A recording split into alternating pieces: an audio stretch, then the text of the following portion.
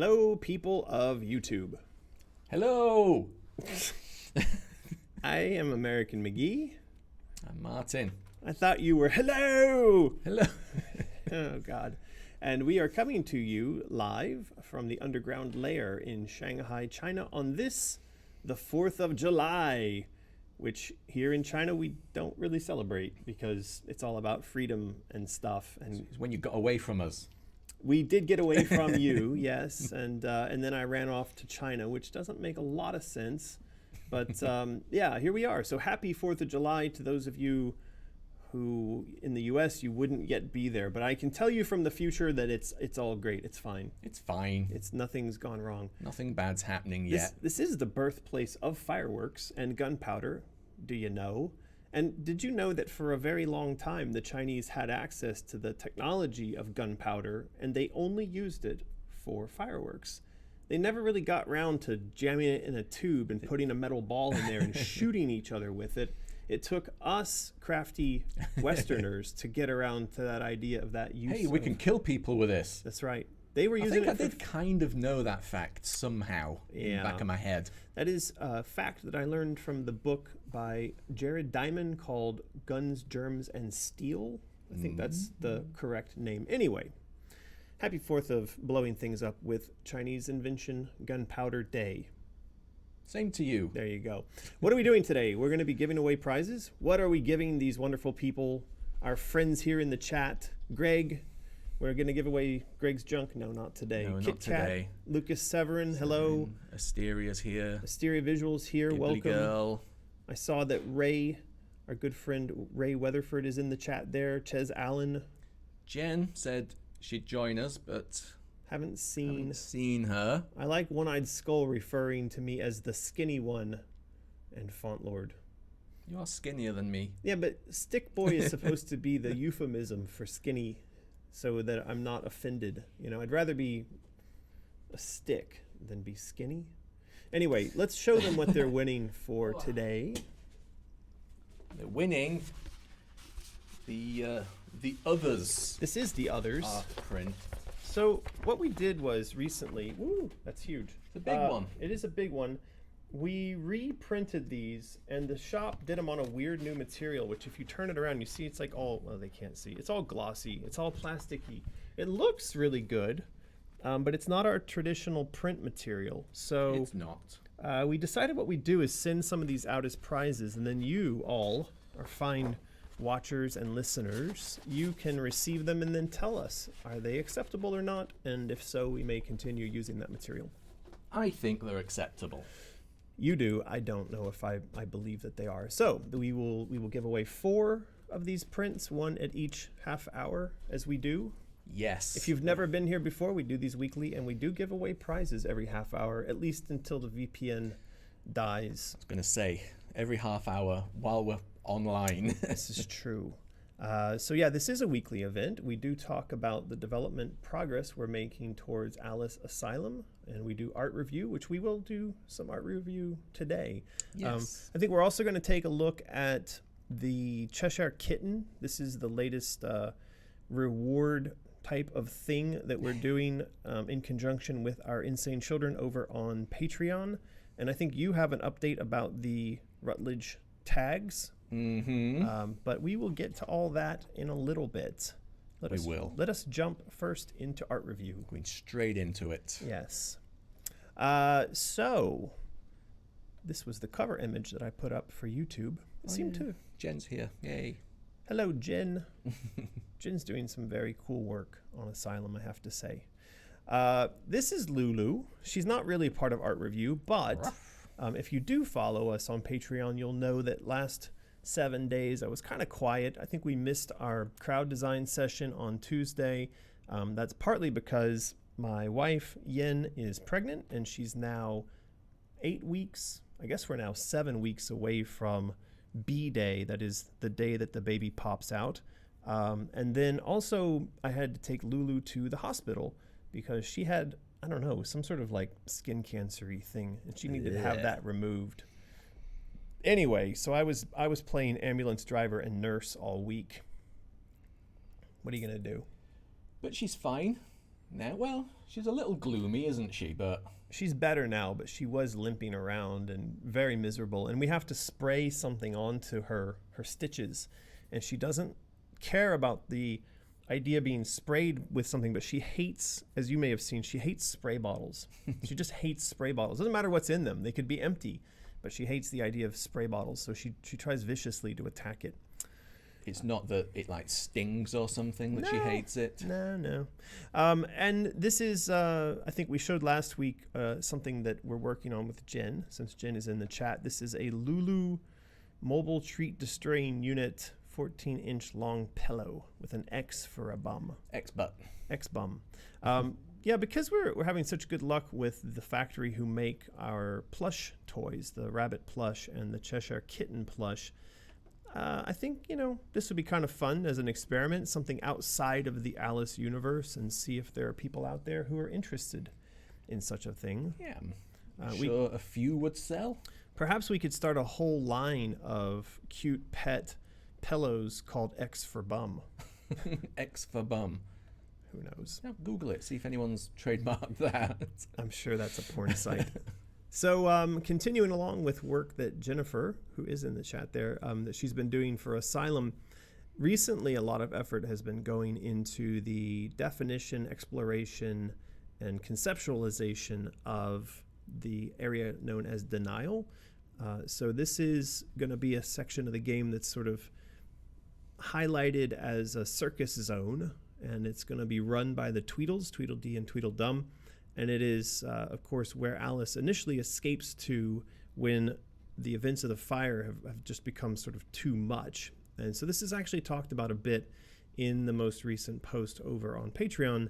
I sort of dug into the psychological basis for Alice's desire to escape from reality into something that is actually a mixture of denial and regression and possibly sublimation. That is, that sublimation is the act of her creating an alternate reality in the form of the circus, and regression is her going back to an earlier state or a moment in time where she would have been happier as a child. Perhaps she remembers going to a circus.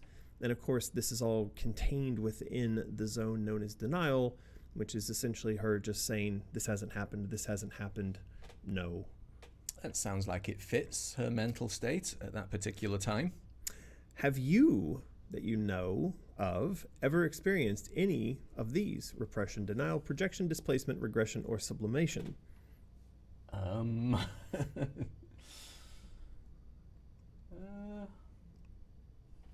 know. I mean, maybe displacement? I don't know. That looks like an easy one to agree to. So you may go home and, because you're frustrated at your boss, you go home and kick your dog. Maybe. Martin, if I had a dog. You're going to lose all your Fauntlord fans by admitting that you're a dog kicker. But Satisfying an impulse with a substitute object. People do that if they're sort of like trying to, quit smoking by going to the gym or something. Would that fit here? That would be not that I smoke or go to the gym. That's just an example. Well, but that would actually be a sort of, I think a psychologist would consider that a healthy behavior modification, as opposed to you're taking something which is intrinsically unhealthy and trying to bury it, trying to cover it up, right? Right. But I think that I would argue, and I think all of us should accept, that throughout different periods in our life, or in fact throughout every given day, all of us engage in a variety of these behaviors. One of the reasons is that we're all of us not really big fans of reality, because reality, I think, can be described, I mean, the Buddhists would certainly agree with this, that reality is suffering. And so we don't want to accept the suffering of reality, therefore we engage with a ton of defense mechanisms, and that is, of course, what's going on inside the realm known as denial. Now, how a defense mechanism might play directly into the theme and the story of what artwork has been done here, say by Jennifer, I think we'll have to figure out how the Knock'em game, which I think is cool. I like the art of it, although it looks like Jen is starting to be affected by Joey's spelling. Mock Turt. Unless this is actually something done by Joey. I thought this was something done by Jin. We'll have to ask Jin. Like Joey. All right. Have you seen what you've done in the chat? Everyone's upset at me because you told them I kicked an imaginary dog. You're the one who said that. You said it. All right. So Ray Weatherford, I'm going to change the subject now, sends along a $10 super chat. Thank you for that, Ray. Always pleasant to have you there in the chat, and your support is much appreciated. And so this is for the Lulu Get Better Fund. Well, thank you. That is very sweet. Lulu appreciates your love, and she sends lots of Lulu love back in your direction. And hair. Lots of Lulu hair. She's not such a shitty furry dog, though. Yes. Yeah. I don't think that you could ever be hated, Font Lord. You seem to have an automatic defense shield around being hated. Hope so. I hope so, too. So back to the realm of denial. That is, again, where she's going to escape to initially. This image always cracks me up because there's a banana riding on the train. I'm wondering if this is going to be an anthropomorphication. How is that said? Anthropomorphic? Anthropomorphication. Anyway, Yep, is it going to be a talking, seeing banana or just a banana? Probably just a banana. I'm not seeing any googly eyes on it. Yet. Everything's made better with googly eyes. You know, that reminds me, one of our insane children wrote in a comment, I don't know if you wrote it down or not, or we printed it out, but one of the insane children wrote in a comment, I think over on Patreon, with regards to the doll's eyes. Did that make it into this? Yeah, that's here. Who was that? It was Hannah Young. Yeah, Hannah Young. I really liked that. I don't know if I wrote it back on Patreon, but she was watching the work we've been doing on weapons. And last week we had the idea of, I think, the slingshot, which was made from teeth. I don't have that here to pull up easily, but she suggested that perhaps one of the things that could be going on would be that as Alice runs around inside of Wonderland, she's collecting the eyes of dolls. Mm-hmm. And I thought, hey, that's actually kind of fun. You can imagine, like, wherever she goes, there's these sort of giant nightmarish dolls bothering her, and that by defeating them, she knocks out their eyes, and then the eyes become the ammo that she uses for her slingshot. And that would avoid the lack of characterization of the marble that you hate so much. This is correct. Yeah, she was going directly to that concern, and I think that's right. I mean, if when you knocked an eye out of a doll, and then it kind of sat around being googly and continuing to move, that would do everything that I want with regards to making the ammo itself and the weapon have some sort of character trait to it. There we go. Maybe Hannah's stumbled upon it, the answer. Maybe she has. She may have. Maybe. So, whirling swans and frogs. Teacup rides weren't quite invented yet. Oh, okay. Well, suggestion over. It's done. Next piece of art.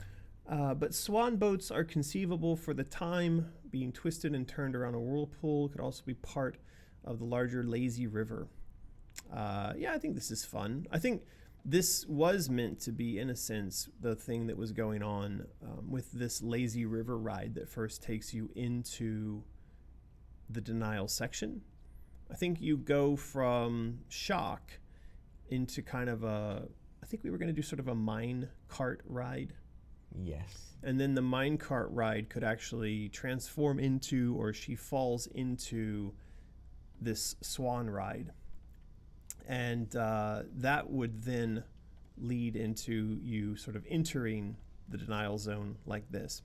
So it could be all placid and nice and just giving you a sort of general overview of the area at first, and then turns into that ride. Okay. It's a good idea. Did you ever go on a lazy river? Many times. Have you... Just you mentioning the word lazy river then reminded me of a time I went on one here in Shanghai. I think it was, the name of the place was Tropic Storm. Woo. And it was terrifying. Okay. At some point, I'm not joking, it turned into like a tunnel. It could have been like 6 foot across, And the walls on each side must have been about 15 foot high, Mm-hmm. with no way of getting out. Was it open to the sky? It was above? open to the sky, but it was also probably about 50 meters long. So when you were in, you were in. Right. And it had a wave generator in it. And it was, I mean, these things were crashing well above like human height. So It was like smashing everyone around. Inside, everyone was on their tubes being flipped around and stuff. And there was literally, once you were in, you were in. So this was, up to that point, it was just a calm, nice, happy, Yeah, lazy river. you're just bobbing along, and it's like, oh, what's this bit coming up? Oh, look, there's some waves. And as you went in, it's like, those are some waves. This does sound like something that China would do. You know, Chinese designers do tend to be very mixed up like that. And you know I'm a worrier. Yeah. So I was like, how the hell do you get out of here? There's no way out of here. Wow. So, yeah, I did not enjoy that part of the lazy river.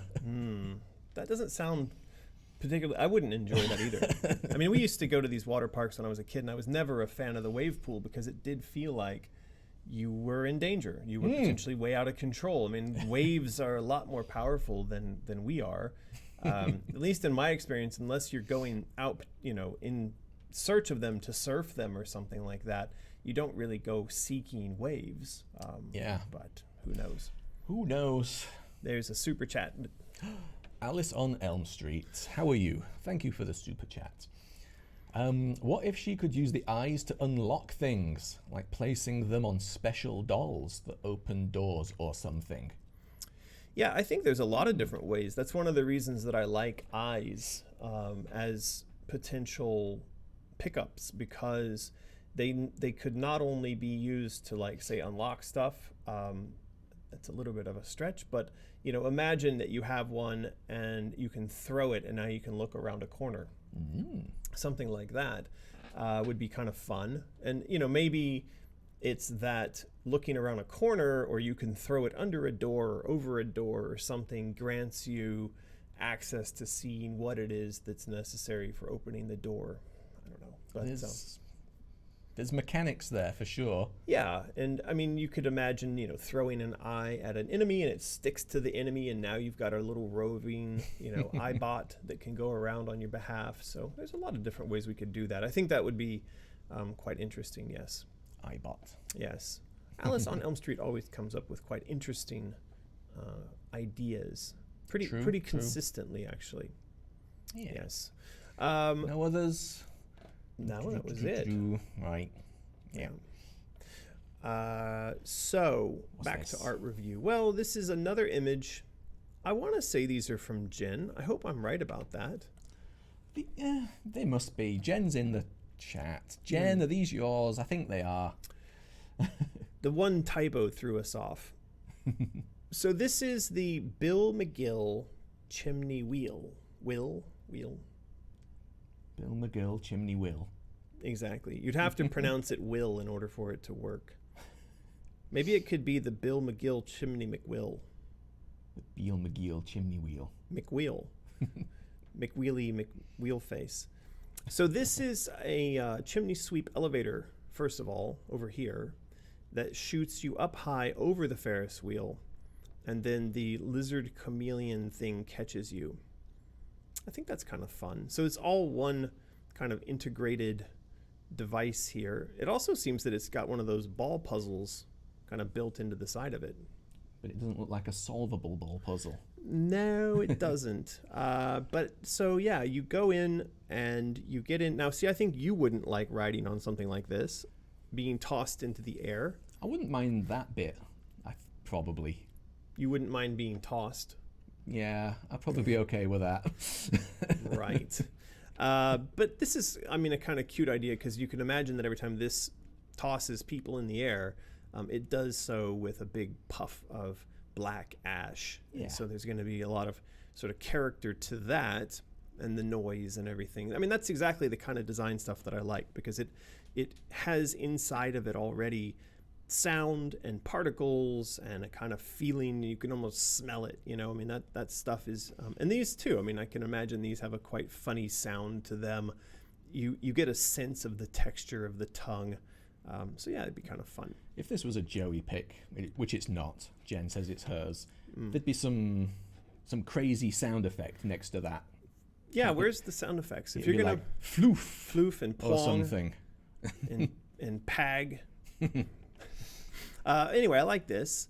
I think what we're going to end up with in terms of the area of denial and an area that you can walk around, a circus fairgrounds, it's going to be sensory overload. It's going to be a bit of madness, but then I guess that's what we want. Think so. Yeah. Asteria Visual super chats to tell us something very important. Says, I like banana. That's very important. You like banana? I'm not a big fan of banana. Now, I can eat almost anything, and I have famously eaten a lot of what would seemingly be inedible things. But if I'm given a choice of any fruits to eat, I'd rather eat durian than eat banana. I don't like the sliminess of banana particularly. Right. I don't mind the flavor, but I just don't like the sliminess of it. I like banana flavored stuff. Right. But I'm quite picky, as you know, with my food. Are you now? You might not have noticed. Oh, boy. I keep it well hidden. Hmm. Yeah, I'm not a banana fan. Okay, well, thank you, Asteria Visual, for the $2 and the vote. I feel like this went. This was a chat war or a super chat war at one point. Remember, they were. I like banana. I like mango. It was, but it was there. Okay. Alice on Elm Street is back. Thank you for the super chat. In Dishonored, you can possess rats for a short amount of time. What if the eyes allowed her to possess dolls? Could be neat for puzzle solving. Yeah, I think that's right. Turn into a doll for a little bit, run around, creep someone out. Or, maybe the mechanic is that you first have to knock the doll's eyes out, and then it's sort of like lost its sense, and then you chuck eyes back into it. Maybe it's a bit complicated, but yeah, I think that's a fun idea, Alice. It's a thing. Especially if what we're talking about in at least that early section of the game is that she's not got traditional weapons. She's not going to be able to go and do offensive things like attacking her enemies and beating the health out of them.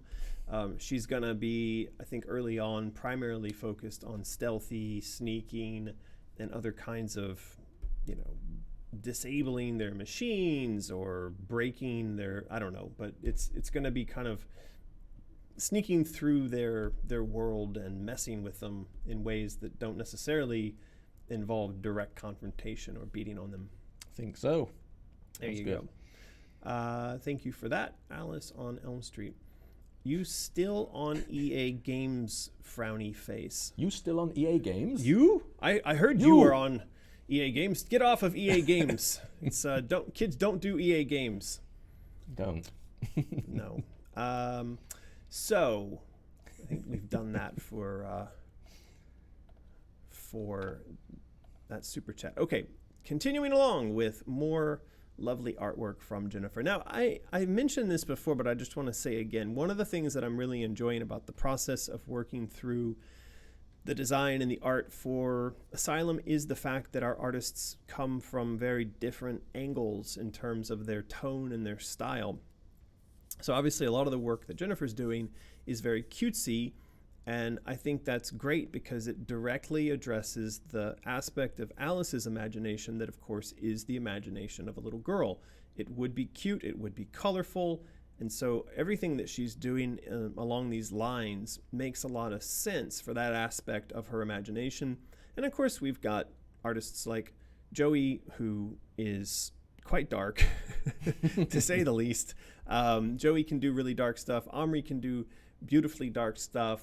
I think Norm has it in him to do kind of surrealistic, but not necessarily super dark stuff. Alex, we've seen do a range from quite dark to just sort of surreal, interesting. So it's good, though, to have this diversity of style, to have this ability of our artists to render out a lot of different ways in which Alice's imagination might portray the emotions and the trauma that she's going through. Yeah, if it was just one artist doing everything, and everything, no matter how good it looked, was kind of the same, kind of less interesting. But yeah, getting all these different styles from all the different people, I think it looks great. Well, I think that's one of the hallmarks of the previous Alice games is that you get such diversity in the types of areas that you visit. Certainly with Madness Returns, we had a range of styles that I think was actually pretty shocking to a lot of people who played the game. It was like every time you finished one zone and transferred to the next zone, everything changed. All of the assets, the lighting, the color, the architecture, the style of it, you know, even the enemies and things like that. Of course, we needed more boss encounters, but everything else changed pretty radically. And so I think that, you know, being able to bring that back is going to be one of the things people really enjoy about Asylum. Think so. There you go. Truth Decay, Super Chats. Thank you very much. You both appear to be low on potassium. This donation should go towards your banana fund. Wow, $5 Canadian to spend on Chinese bananas. How many bananas could we get for $5? Depends on where we buy them and where they themselves have come from. China gets a lot of that kind of stuff from surrounding fruit basket countries like Thailand. So I don't know. It depends on if we were to buy Thai bananas or Chinese bananas. I don't even know if it's banana season right now here. Who knows? Who knows? But I prefer apples. Yeah, I'm more of an orange guy. So there you go. We could combine all this stuff together and make a nice fruit salad. Could do. Yes. So yeah, that is continuing along with the stuff that Jen has provided. I think that's the last of her little bits of art. They're all quite well done. And then that brings us to the latest sort of polished submission in this zone from Omri. And again, this really goes to what I was just talking about in terms of the diversity, the range of styles. When we get to the section of the game called Denial, that circus theme initially is going to be very bright, very colorful, very inviting.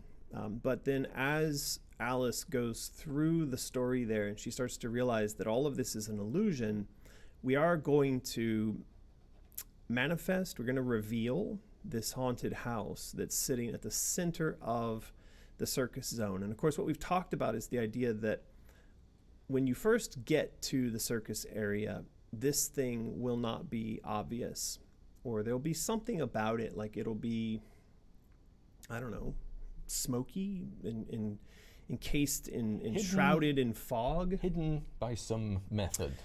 It'd be kind of cool to have it like hiding behind a big blanket, a wall of fog. And maybe you can't enter into that, but you can sort of hear the clacking of the cars and maybe a little bit of screaming. Right. But then eventually, whatever is obscuring our ability to see the reality of this thing would clear away. And even at that point, perhaps we cannot enter into it. I'm thinking that there's going to be sort of a ticket taker type of person out here. We also refer to them as hawkers, like they're out there yelling, you know, come on, come all, boys and girls, ladies and gentlemen, get bent in the haunted house of horrors. Sounds terrifying. So I think that Bentlemen, ladies and gentlemen, get bent in the bendy house of horrors. But yeah, the idea here is that you know, in the middle of Denial, she's repressing the reality of the horror of what's happened to her. But of course, you can only repress these types of things for so long before they sort of grow and turn into something that cannot be ignored, which is what's going to happen here. And so what we've said is that this haunted house is the threshold over which Alice must pass in order to sort of commit to the journey ahead. That is, all right, I've got to face my fears. And this is a sort of literal interpretation of her facing towards and walking into her fears so that she can start that transformation. And of course, we've done up some imagery of what this looks like inside. I think Joey did some art and then Omri did some paint overs, but I love this exterior. It's a good one. Definitely is. Would you go in there? Probably. What? You just said you didn't enjoy the wave ride and you could see the sky above your head. I'm not sure there's been any like recorded drownings in the haunted house. But it's got like big, pointy, evil, sharp, pointy teeth. I think I've grown up enough to not be scared of animatronic doodahs. But it's essentially a subway. Oh, then no. Yeah, it's a subway in a dark tunnel where you cannot get out. You'll be strapped into the teacup. I think I'd still be all right. Martin, you're one very confused and confusing character. I have to say, I don't mean that in any sort of negative way, but I do feel like you're a bit confusing. Yeah, we did have one little piece of art here I wanted to show just before we do that super chat, and that is this. This was the bit of reference art, and it says above here that the artist is someone named Ronit Baranga. These little teacups that have mouths in the bottom and fingers for their base. I think these are fantastic. They are very good. Would you drink out of these? Maybe. I feel like if we made these, we could sell them and people would flock. They'd line up to buy them. Yeah, I think they would. They don't look very big. You probably wouldn't get a very nice cup of tea out of them. You'd be done before you knew it. Well, we'd also have to work out like how do you actually clean this sort of thing. I have a feeling that this part would be impractical, but the idea of little teacups, coffee cups that have fingers for their base, I think could be done. I think so. Anyway, I thought those were very cool. That was something I think Omri pulled when he was doing research for that illustration. All right. Truth Decay is back with a super chat. Thank you very much. You need more bananas? No, but we'll spend it on something. With that, we could buy a lot of bananas. They would go to waste. Well, thank you for that, Truth Decay, for the bananas super chat. Very much appreciated, as always. And always appreciate you, our loyal fans, joining us week after week and throwing Lulu treat money at us. It always does go to very good use. That could be lunch money. Yes. Whatever we decide to have today. So it is the 4th of July, and we are giving away prizes. And so you know how this... Chat. Huh? Did we miss that super chat? I don't know. Did we? Yes. Oh. Several. Okay. Sorry. There's another one. Oh, man. Jeez. I'm doing terrible here. Bananas. There you go. Geez, Rick. Ms. Literate. Thank you. Joins us. Someone new? That's a new one. It's a new one. Hi there. How are you? Thank you for the super chat. Oh. It says, Sorry. thank you for all your guys' hard work in this game. You're welcome. It's fine. Thank you, Miss Literate, for the super chat and for the kind words. It's all good. I like what Brian Anderson says here. He was referring to what could be obscuring the House of Horrors from our view. And he says that perhaps that could be smoke from a hookah. Hookah smoke. That would be kind of fun if we had a kind of faux caterpillar, like a fake caterpillar sitting somewhere nearby, and he's generating this giant cloud of smoke, and it's obscuring the haunted house. Or a hipster vaping. No, Martin. No? Okay. You know the rule. If she doesn't, she wouldn't have seen it in Victorian London. It's not. Thankfully, there are going to be no vaping hipsters. Alice on Elm Street super chats. Thank you for that. Since we're talking about the carnival area, you guys should play the horror game The Park. All right. It is very dark and creepy. Well, we should check out The Park. I've never heard of it. I've never heard of The Park either. No. Sounds scary. It does. I'm knee deep in rippers, screamers. What are they? Freakers in Gone Days these days. And so that does have a few little jump scare moments. But as we were talking about this morning, the scariest moments are like when you're crouched down getting ready to snipe somebody at a distance and a freaking wolf comes out of nowhere. And you're like, no, this game's not supposed to be about wolves biting me in the forest. Anyway, stupid wolves. What else have we got? Ms. Literate sent another. Oh, okay. Yep. Again, thank you. Saying the art is so beautiful. Oh, thank you. Well, thank you. And it's super chats and all the support from you guys that allow the art to exist. Exactly. So yes, thank you. Yeah. And thank you to our fantastic artists for doing all of the amazing artwork. But yeah, they wouldn't be here doing all this if we didn't have the support of wonderful people like you. So much chat going on. Yes. Prince Hatter, thank you for the super chat. Anyone for tea and ladyfingers? Okay. Do you know ladyfingers? I don't. That's a. It's not a sexy thing, don't worry. No, I know that. I'm just saying that it's not something we had in the States. So. Yeah, just some sort of biscuit type thing. All right. So could do with some tea and ladyfingers now. Sounds nice. Nook 3 Mall also super chats, but says nothing. Wow. Well, Thank he you for the does have mystery. a nuclear explosion as his icon. Maybe he doesn't say things. He blows up. Maybe. Thank you anyway. Thank you. Eva Marie / Rix is back with 50 knock. Thank you very much. How funny wouldn't it be if the mouth in those cups was screaming while Alice drank from them? Maybe. And they were sort of like gargle screaming at the start because there was liquid in the cup. That would be pretty Like, awful. "Ah," There you go. and then turned into a real scream later. That's a good one. That's a good idea.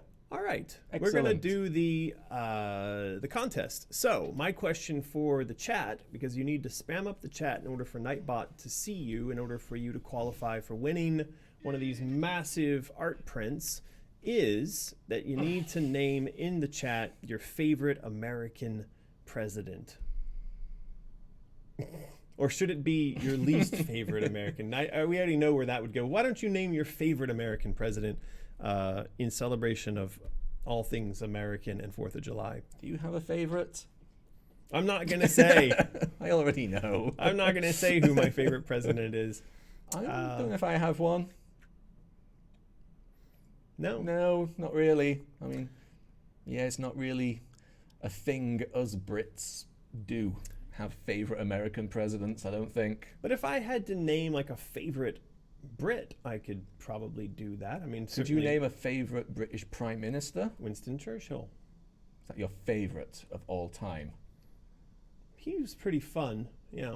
Of course, these days he's considered to be completely politically incorrect, but he has a number of quotes that I liked quite a lot, and so he might be there. But Fauntlord, apparently, He was a Teddy, good one. Obama, Lincoln, We missed a super chat. Abe, Quick, let's get to it before Obama. it scrolls away.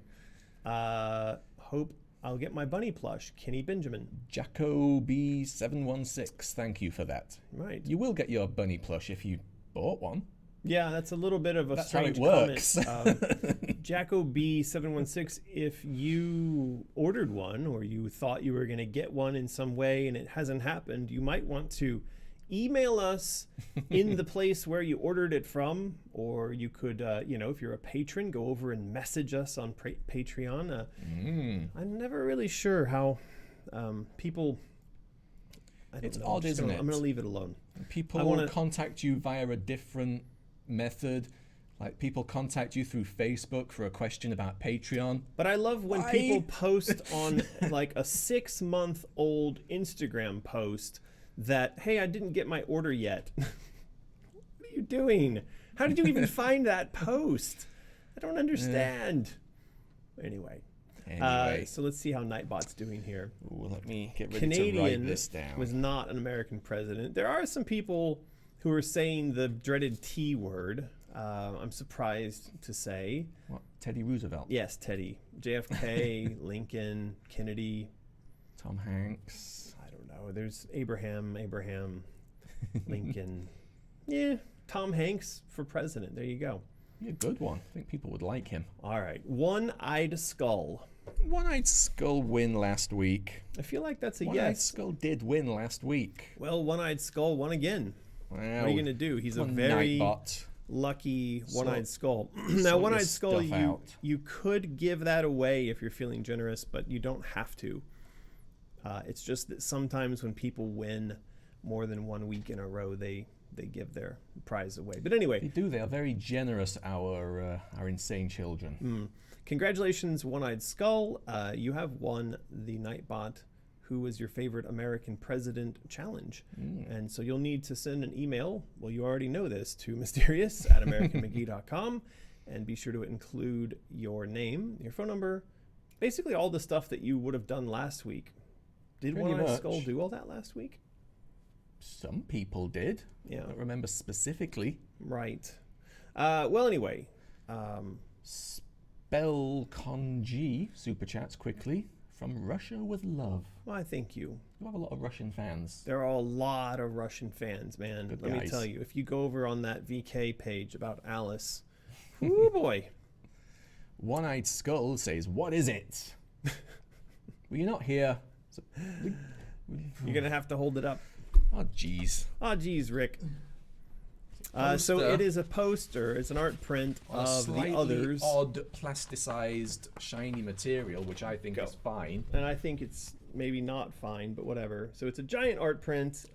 It's called The Others, and it is on a different material than we normally print on. It's kind of a plasticity. Wants to Whatnot. give it away. Woo! All right, Well, well, I didn't write their name down because I was waiting. we're going to roll it again. Roll it again. Miss Literate. There you go. Wow, brand All new, right.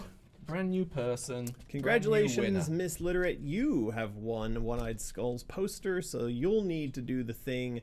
You send an email to mysterious@americanmcgee.com. Include your name, your phone number, your mailing address. Make sure to mention what you won. Also, do all that in a format which does not cause frustration or anger or us to just give up and not send you your prize. And also, you must do that within the next 24 hours. Doesn't literate have two T's in it? Maybe it's kind of a Is it a jokey. joke? Could be. I don't know.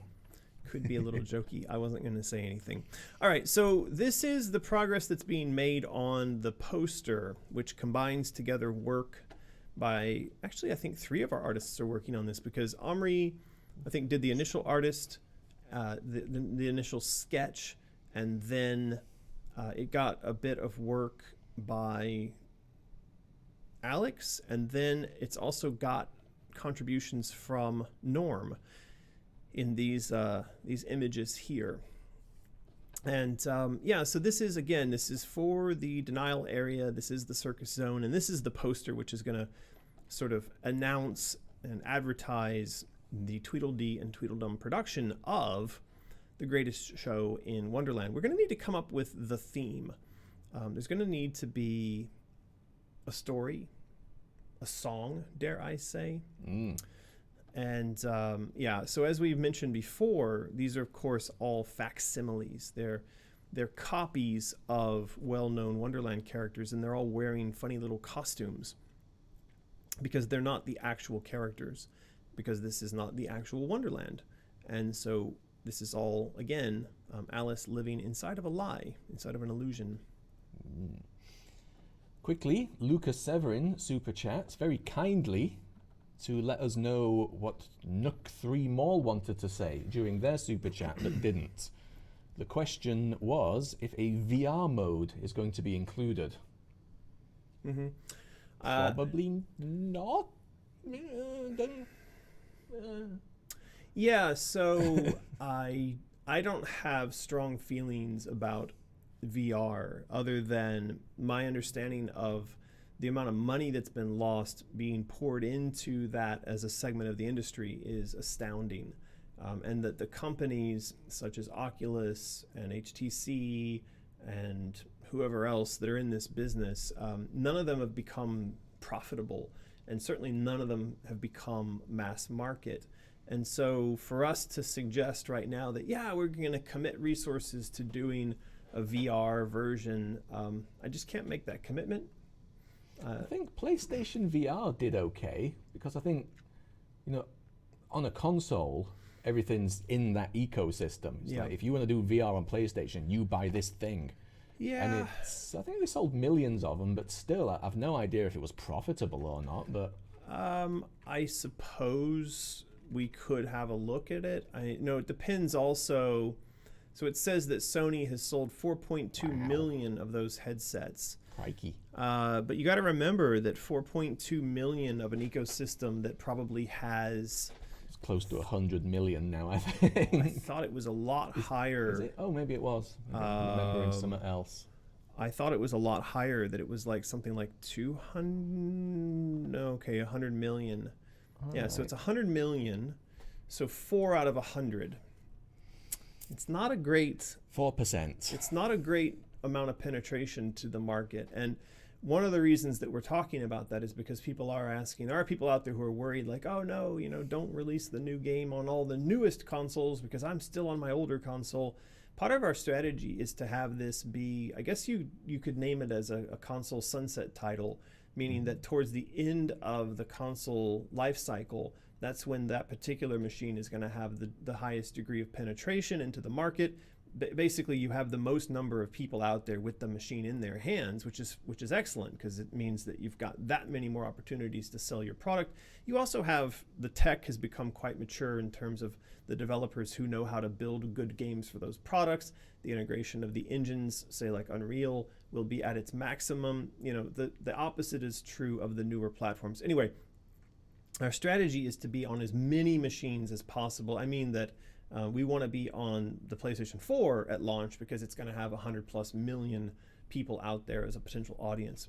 VR, maybe not so much, but let's pencil that in right now and let's see how things go. Maybe there'll be something in the next 2 years that rockets off into the sky and that yeah, sure.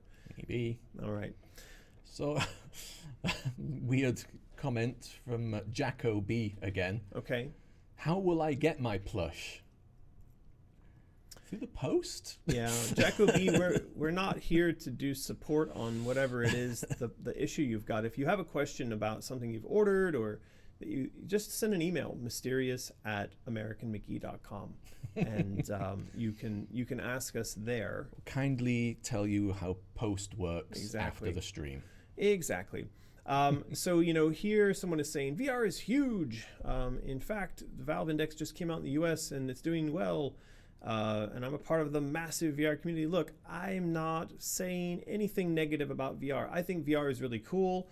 I have said for a very long time that I think that VR is an important part of moving the industry away from technology that, look, monitors, I've been staring at monitors while making video games for going on freaking 30 years, okay? We've been typing on my mouse and keyboard forever. And I actually believe very strongly, that the industry is due for some kind of an evolution, dare I say, a revolution of the way in which not only we build the content, but that we consume it. I love the idea of VR. So don't take me to be a naysayer or anything. I'm just being a realist when it comes to when we as an independent developer have a limited amount of resources to spend on making something, we have to be very, very careful where that money goes. And so, if we don't have a sense that that's going to be money that is a good investment at that time, we're going to wait. We're going to see. There are going to be companies out there who have money earmarked for that kind of thing. We're just not, unfortunately, we're not one of those. That's not to say that I don't love VR. Maybe you'll get a VR headset for Christmas. I've had VR headsets. I think they're for fantastic. The PlayStation. Could do. You did, didn't you? You had the first gen, whatever it was. Oculus. Yeah. And I've messed around with the Vive, and we have friends here in Shanghai who are doing the backpack-powered headset VR stuff. I mean, look, I've got all kinds of friends in the industry. I don't know how to say how much I love VR enough, except that it doesn't necessarily mean that it makes sense for the Alice franchise. Mm-hmm. Right. Willow Potter 27 super chats. Thank you very much. Hi guys, how far away are we from having the Cheshire Cat unlocked on Patreon? I can't wait for more storyline chats. You can see, can't you? People can see the actual goal numbers on our Patreon. Yeah, Somebody else asked me this. But we said before that we were going to reduce the number required to hit the goal, because the number that's currently in there is there 4,500. Yeah, but I think one of the things people, first of all, there's going to be some people who don't know what we're talking about. So we should first pull up the page over. Cheshire Plush? I thought it was. No. Is it Cheshire Kitten? Oh, maybe, yeah. Yeah. We're trying to pull up the link to the thing on Patreon that describes this. Yeah. If you go to bit.ly/Cheshire Kitten and you you need to make the C and the K capitals. That actually will take you to a page where you can actually see it's called a goal explainer. And it contains all the stuff that we're doing here. So one of the things that's being asked here is, what is the goal number of patrons before this unlocks? It's written here that it's 4,500, but I put a little asterisk next to that. And if you scroll down, you'll find that the asterisk will tell you that, in fact, we are going to adjust that. But I made another post. There's another post just the other day. And in that post, I said here in giant, big, bold, here you go, what's going on. We're going to make the Cheshire Kitten a part of this goal on Patreon. We need to hit the goal in order for it to unlock. And when it unlocks, people will be able to adjust their pledge and they'll get this as a Patreon reward. And that means that they get the plush and the bag and an embroidered patch and an early access code and free shipping, all of that stuff at the $50 cost. We haven't put the $50 tier in there yet, and we have not adjusted the goal yet because, as I said here, I want to have all the material together in one place to show exactly what it is that we are giving you in that set before we unlock this. So as I said here, don't do anything yet. Please wait. Which people still didn't read. You need to wait. So please do wait. Just give us another week, and we should be able to make this happen. But you never know. Fingers crossed, do a bit of marketing as we do. It could take off into the stratosphere. We might not need to lower the goal. We might not need to, he says, yeah. Touching wood. So we actually got an image, a picture of what the bag was looking like as it was trying to come together. But as often happens, there was a bit of miscommunication. So first, I didn't receive this when I should have. So this picture was sent to someone, and then the someone didn't tell me that the picture had been received. So I wasn't able to share it with you guys on Patreon so we could talk about what's going on here. As you can see, the teeth and the nose and the earring have been rendered in blue. Do you know why?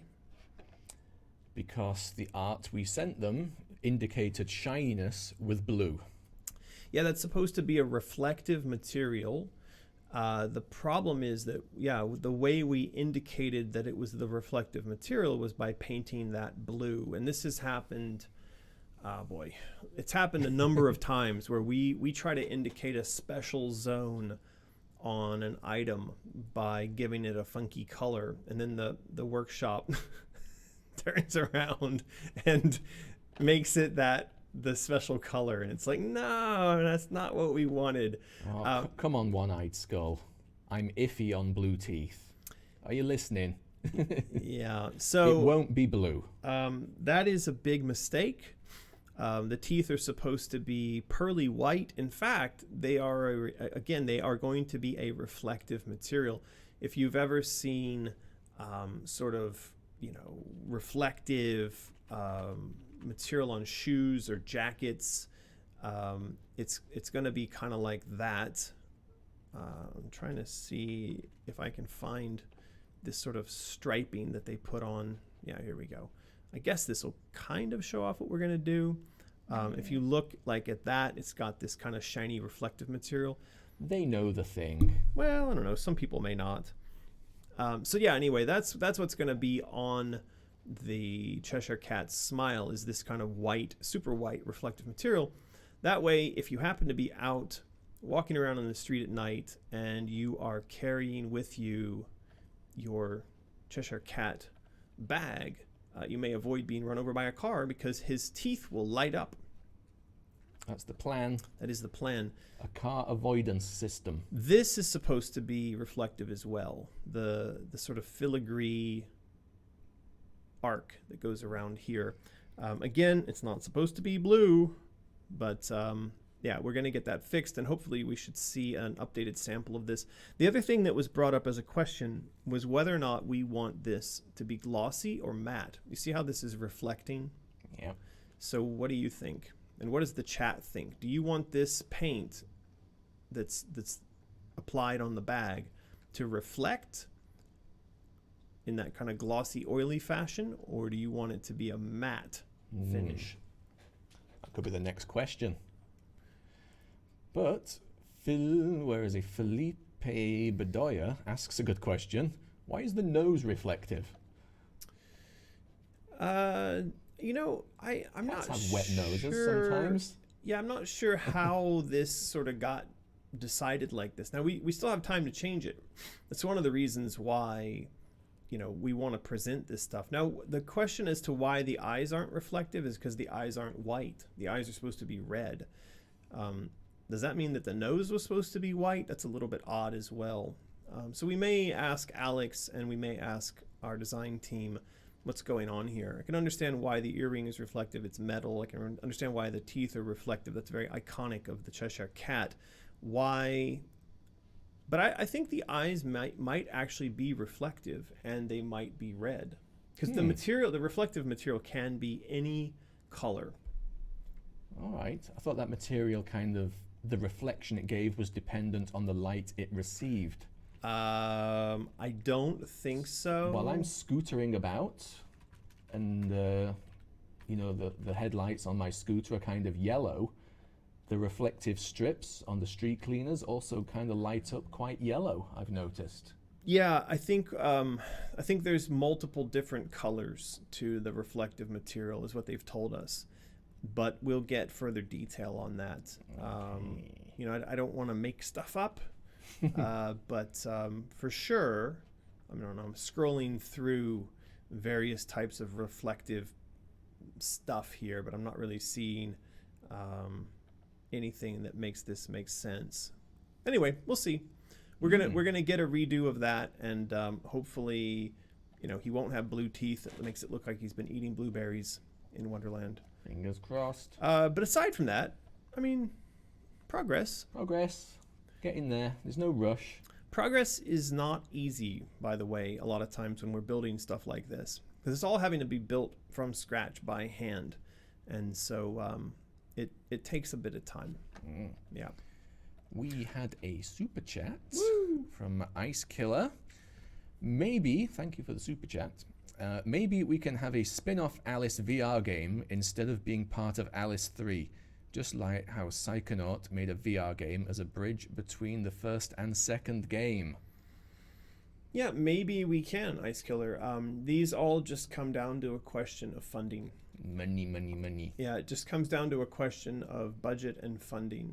Last time around with Alice Madness Returns, money was set aside to do a standalone companion app on mobile devices.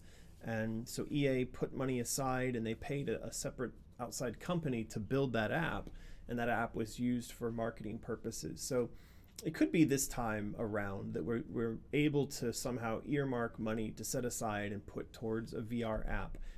I would not have any problem with that at all. In fact, I would encourage something like that. I think, again, going back to the previous point, I actually think that the Alice games are somewhat ideal for a VR experience. And in fact, we've had a bit of back and forth with our team. There's a YouTube channel recently that was showing non-Euclidean geometry on a YouTube video. And it was basically he managed to show how you could have very, hold on a second.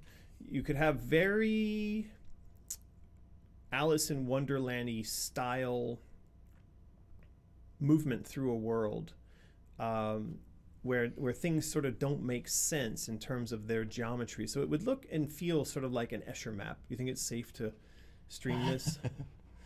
Maybe. So this would be what it looks like. You can go look this up on YouTube.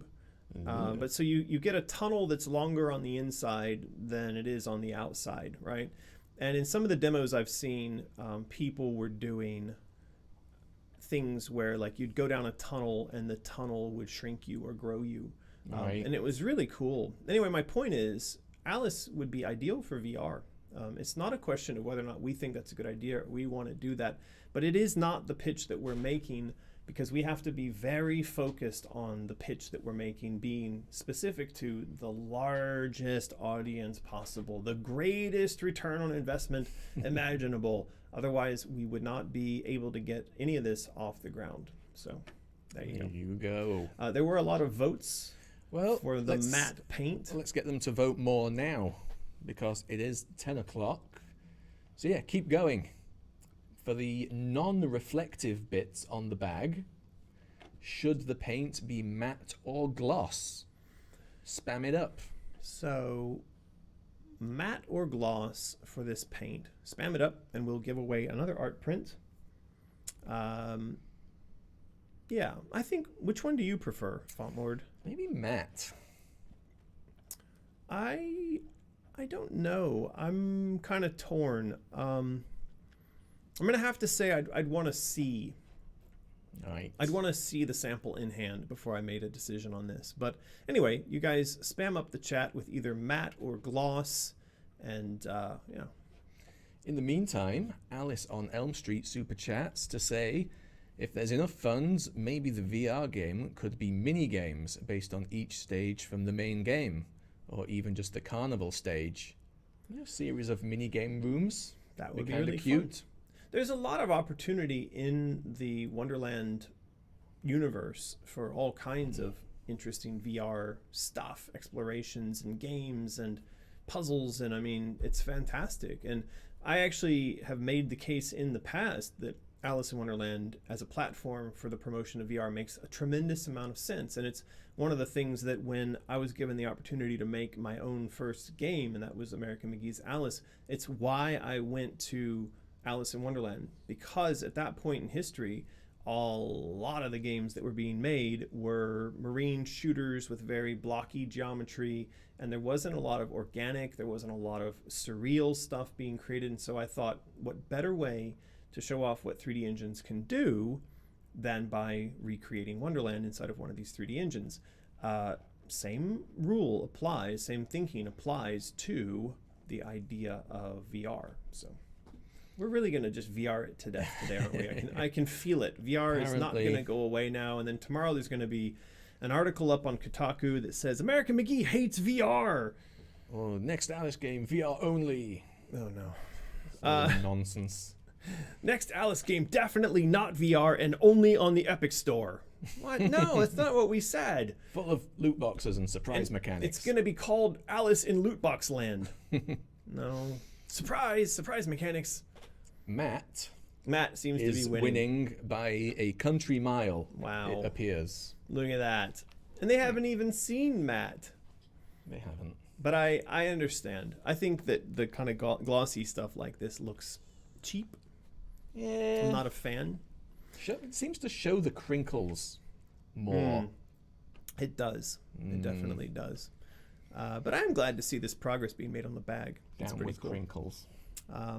It's going to be interesting to see what this looks like in its final form. And, you know, we did a really nice bag last time around. I think this bag is going to be even better. And people are going to be very proud to take this out into the street and not get run over by cars while carrying Very this difficult around. to be even better than the last bag. I like the last bag. That's a sturdy bag. It is a very, very nice bag, this one. Go on. Look at those handles. Look at that. That's where all the canvas went for the Bethesda bags that caused such a kerfuffle. I saw that they finally shipped their bags, and people were relatively happy with them. Oh, good. Yeah. Finally. I mean, they did have like about 5 F-ups in a row, didn't they? They did. With that launch. So Yes. good on them for having some positive press. There you go. Alrighty, here we go. We've got lots of matte. Roll and it. Prida Various. Priya Vyas. Prida Vyas, you have won the Nightbot Championship. And so what you need to do is send an email to Mysterious. Sorry. I'm trying to figure out how to say that name. Prida Vyas? That's how I'd say it. Okay. Anyway, it's mysterious@americanmcgee.com. Be sure to include your name, your phone number, your address, and we will send you this here art print. It would be nice if you said that you want an art print, and also make sure you do all that within 24 hours and not in a way that causes us any sort of frustration. This art print. There is an art print. Font Lord has in his It's in hand there. So congratulations on the winning Prita. Please say something. All right, Miss Literate is back with $2, and she's asking a question. Will it be the same voice actors from Madness? Yes. We've actually had Roger Jackson on this show, and we've also talked to Susie Braun. We've also had Chris Vrinna on this live stream as well. All of them want to come back. So there were some good streams. Those some good back streams. when the internet worked. Shh. Don't say anything about it. All right. So there you go. I don't know if Prita knows that she won, or if we're just saying her name wrong, and so she doesn't. Priya Vyas. Say something. Yeah, she may not. I don't know. Okay. What else have we got to do here in art review? This is the latest version of the Cheshire Kitten. We are gonna make this. We're gonna make lots of these. Now Lots and lots. we did have a somewhat negative comment over on Patreon. I think that Did you you see printed it? out. Yes, of course. It's from Miss Cheshire Kitten or something. Cheshire Cat Girl. Cheshire She was Cat Girl. quite negative last week as well. She was. So why don't you read out what she's got to say this week? All right. Cheshire Cat Girl, still thank you for the comments and opinions. I have 2 questions. 1, do we really stick with the uncat-like face that has no depth and no nose bridge? If so, very disappointed. So we could do that first. To address that first, Miss Cheshire Cat? Cheshire Cat Girl. Oh, Cheshire Cat Girl. This has been the evolution of the Cheshire Kitten model, and it has a bit more depth to the face now. But I do want to say that when we write comments about the progression and the work that's been done, and also at the same time we've admitted sort of the limitations of what the manufacturers can do, and then we're very disappointed, it comes off as a bit odd, because I feel like we've all been here on the same ride, and we've all seen that this is the direction it's going. So I'm not sure that we need to be very disappointed, but anyway, to each his own. Yes, that is the face. You can see it on screen right now. So disappoint away, Miss Cheshire Kitten. What else? What else has she got to say? Well, there? the second point was, if the plush comes in a separate tier of $50, which we are going to do, we're going to have a separate tier for that. Does it still count for the 3x35 art print pledge? Yes, it will. That's a very good question. It will. And it will. I've actually written that in the text of the tier. It'll It's specifically all done. call that out. But let's be clear that the $75 tier will not. It will not. Okay. Very important. Very, very important to point that out. So yeah, I think that the Cheshire Kitten has turned out very nicely. This is the latest revision. We have, in fact, pulled the trigger on the start of manufacturing these little guys. As you saw, the bag is still kind of like a work in progress. Anyway, I do hope that we'll be able to start the promotion and the push towards getting these out to everybody very soon. A super chat from, well, I'm guessing it's Nuke Mall, not Nook 3 Mall. Sorry for even bringing up VR, but being inside Wonderland is a childhood dream. What about a Patron goal of 8 billion for VR? I would love it if we could hit 8 billion. 8 billion patrons. Patrons or funds. I will take either. Right. It feels like if we could get 8 billion followers, we basically could rule the world. I mean, that would put us ahead of PewDiePie. It would put us ahead of, basically put us ahead of like the platforms in general.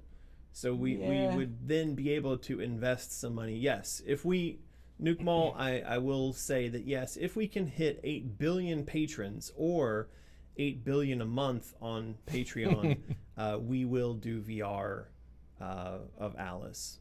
Maybe. For you. Maybe. I just want to qualify maybe. If the stars all line up. And also just spotted under that super chat, worth pointing out, One of our super mods, Josie, says they got their dog tag today. Yes, many people are. Yeah. Maybe you can show off that their dog tag. Let's go to dog tag cam. Down cam. So there is a Rutledge Asylum tag that's focus. Focus. God damn it, camera. You get the idea. So yes, these have been started to be shipped out now. There it is, finally. Yeah, so yeah, people are now getting those around the world. It does come with a chain. This one doesn't have a chain on it.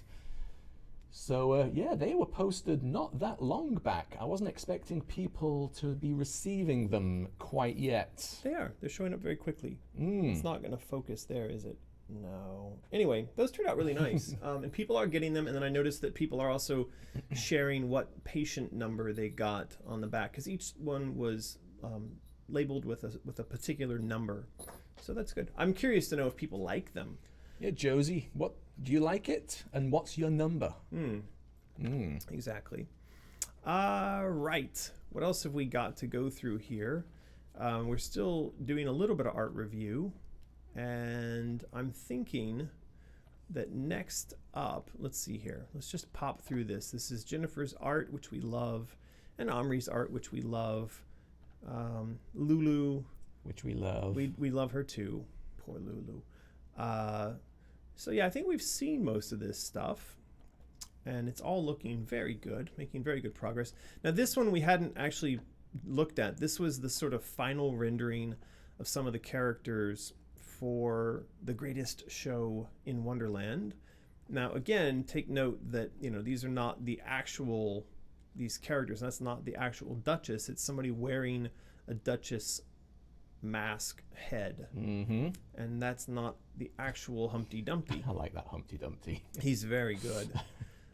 So this is somebody wearing the Humpty Dumpty outfit. Same, all of these. These are little head masks. These guys I love. Now I could imagine this for cosplayers becoming a thing, because these are fun. This is sort of, I don't know, this might be a little bit easier to pull off in terms of design because it's intentionally kind of sloppy. Yeah. And so it's also kind of jokey and fun. But yeah, I think these are really nice. Is having this as the costume for the card guards. This is of course the card guard executioner. That if you played Madness Returns, you would have seen him chasing around and yelling quite loudly. You would. So yeah, this all has turned out really, really well. You know who that is? Is that the March Hare and the Dormouse? Yes. And they've been sort of Siamese twinned together, which is an interesting take. I'm not sure what that's about, but this is one of those things where story emerges in an interesting way, and yeah, I really like that a lot. I like this concept. I'm sure we will come up with some bit of story that fits with why the two of them are sewn together like that. Interesting. Josie super chats us. Thank you very much. With £5. Love you guys. That's all. Wow. Well, thank you very much, Josie. We appreciate your love and your £5. Yeah. Pound, sterling, many ways too. But that's very nice of you. We love you too, Josie. And your favorite super bombastic guy says they got number 2212. So close to 2222. Wow. Super bombastic bubbling plastic got 2212. Very cool. Somebody else got 1163. I'm wondering who out there got the funny ones like 666 or here's somebody got patient 100. Yeah. Okay. I think they turned out really nice. I liked those a lot. So I'm glad we got to do those. I mean, obviously we didn't do that to make money. They basically were the cost in to manufacture and ship them was almost exactly equal to pretty what much you break even, wasn't it? Yeah. But I mean, that was just a nice, like, have fun and give you something that's a good marker for all the hard work and support you've put into the project. So thank you very much to our lovely insane children for that. Yeah. So yeah, Cheshire Cat bags coming along nicely. Chimney wheels, Cheshire Kittens. Okay, so this is to Pirate Jam. Now I get the feeling that there's probably a lot of Atlas fans out there who could just not give a flying frog about Pirate Jam, and I'm sorry, but I like Pirate Jam. we do Pirate Jam once a year. It is, of course, the world's only game jam aboard sailboats. But I read something recently where there was a psychologist who essentially dissected, and maybe we already know this, but he dissected the why of people not wanting to watch other people's travel vlogs and why we don't really want to look at our friends' vacation images and stuff. Because we basically feel like, I'm not there, I don't care. And it may be a mixture of jealousy or envy. It may be a sense of the unattainable. So if you see somebody off on a really crazy Mount Everest climbing trip, you may think, oh, I could never go there. Well, one of the things that we're trying to do for Pirate Jam this year is to address that by making Pirate Jam not the thing that you're trying to kind of go to like directly, that you have to pay for, you have to worry about. It may feel a bit unattainable for people. Instead, what we're going to do is make Pirate Jam the prize. Yeah. And so, I see here, Eva Marie Ricks says, I'd love to join Pirate Jam, but I don't have the money to travel there. So this is a good point, and that is what we're going to address we hope, with this. This is an idea we're working on. It is the Pirate Jam 2020 Global Battle. So this is actually a pre-jam jam. Pretty much, that's what it is. The way this is going to work is that you would sign up for this over on itch.io, and we're going to run this jam.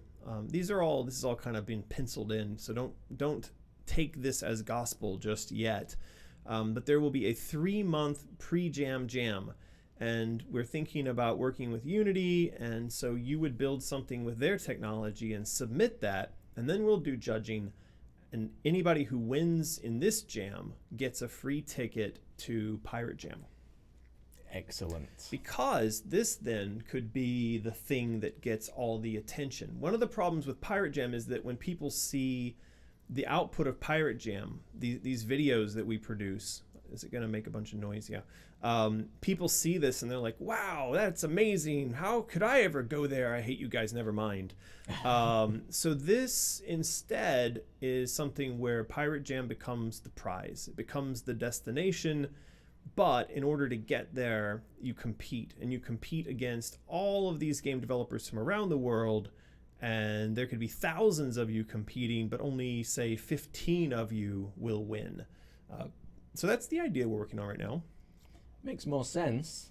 Like you said, if the actual event is the thing, people are already there, it's a tropical place, they're having fun, you can see why some people are a bit jelly about that and they don't want to see it, but yeah, just like on modern talent shows and whatnot, all of it leading up to the final prize is televised. Right. All of the sort of very earliest stages of the competition.